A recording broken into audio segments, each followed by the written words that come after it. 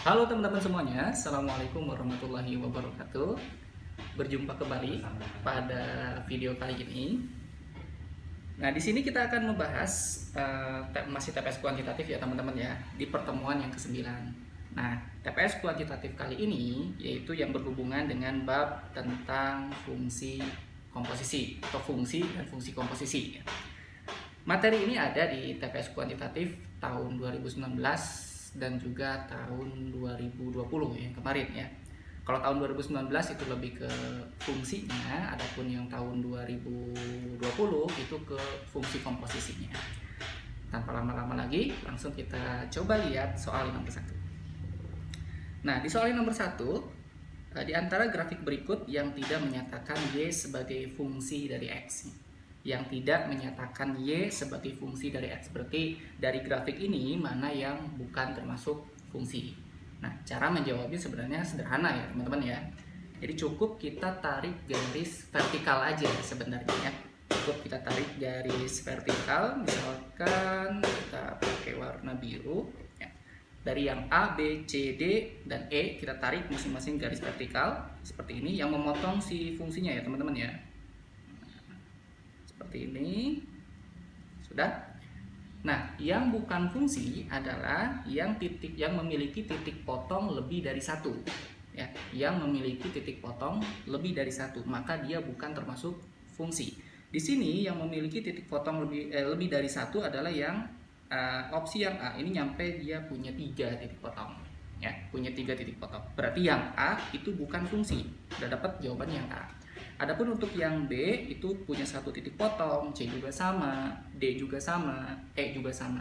Dimanapun kita membuat garis vertikal, tetap dia hanya memotong di 1 titik. Ya, kalau memotong di 1 titik berarti dia fungsi. Kalau lebih dari 1 titik berarti dia bukan fungsi, dan yang bukan fungsi adalah yang A. Jadi gitu, itu salah satu caranya ya teman-teman ya. Nah, begitu untuk menjawab soal yang nomor 1, jadi gampang banget, nggak perlu ngitung. Kita lanjut ke soal yang nomor 2. Nah, untuk soal nomor 2, di sini jika A sama dengan ABCD, jadi berupa himpunan, dan B sama dengan -1, 0, 1, 2, himpunan pasangan terurut yang menyatakan fungsi dari A ke B. Fungsi dari A ke B. Oke, coba kita gambarkan dulu. Di sini kita punya fungsi A, anggotanya itu A, B, C, D. Kemudian kita punya fungsi B yaitu -1, 0, 1, 2. Kita kasih lingkaran yang jelek.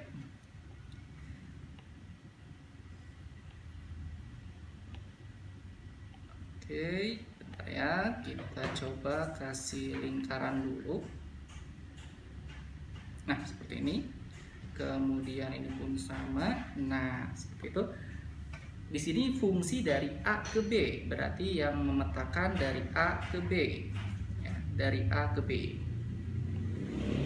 Maka himpunan pasangan terurutnya berupa bentuknya itu A, misalkan ya A, 0, kemudian B, 2. Jadi yang sebagai X-nya itu adalah anggota dari himpunan A. Adapun sebagai Y-nya adalah anggota dari himpunan B. Jadi itu yang dinamakan sebagai fungsi dari A ke B ya. Beda lagi kalau fungsi dari B ke A. Berarti yang jadi X-nya adalah yang B, yang jadi Y-nya adalah yang A. Nah, di sini yang menjadi X-nya yang A dan Y-nya yang B hanyalah opsi, kalau kita lihat dari A, B, C, D, E ya. Hanya opsi A, B, dan C. Adapun untuk opsi D dan E, dia menjadikan X-nya adalah himpunan B, kemudian Y-nya adalah himpunan A. Jadi kebalik. Jadi untuk yang D dan E itu harusnya fungsi dari B ke A. Adapun dari A ke B, maka yang jadi X-nya adalah yang A, yang jadi Y-nya adalah yang B. Jadi tinggal kita lihat ke A, B, C aja. Nah, sekarang mana yang menyatakan sebagai fungsi? Ingat ya, kalau sebagai fungsi dia itu yang sering didengungkan adalah nggak boleh selingkuh gitu ya, nggak boleh ada 2 dari A. Kita ambil contoh, misalkan dari B dipasangkan ke -1, B juga dipasangkan ke 2. Jadi B dia punya dua pasangan, bisa di -1 dan bisa juga 2 ya. Jadi di sini B selingkuh ya. B selingkuh berarti yang berbentuk seperti ini dia bukan fungsi. Berarti tinggal kita lihat di bagian X-nya. Kalau X-nya itu ada pengulangan ya, maka dia selingkuh. Kalau nggak ada berarti nggak ya. Coba kita lihat untuk yang opsi A. Di opsi A di sini ada A,1, B,2, B,-1 dan C,0. Di sini ada 2B. Nah, jadi B berpasangan dengan 2, B juga berpasangan dengan -1. Berarti B punya dua pasangan. Ya. Berarti di sini B selingkuh, maka A bukan fungsi. Sekarang kita lihat untuk opsi yang B. Di sini ada C,-1, C,2. Nah, di sini C juga ada 2. Berarti ini bukan fungsi. Adapun untuk yang opsi C di sini A,-1, B,-1, C,-1, D,-1, maka ini diperbolehkan. Yang penting bagian X-nya itu nggak boleh ada yang diulang. Ya. Adapun bagian Y-nya terserah mau diulang ataupun enggak.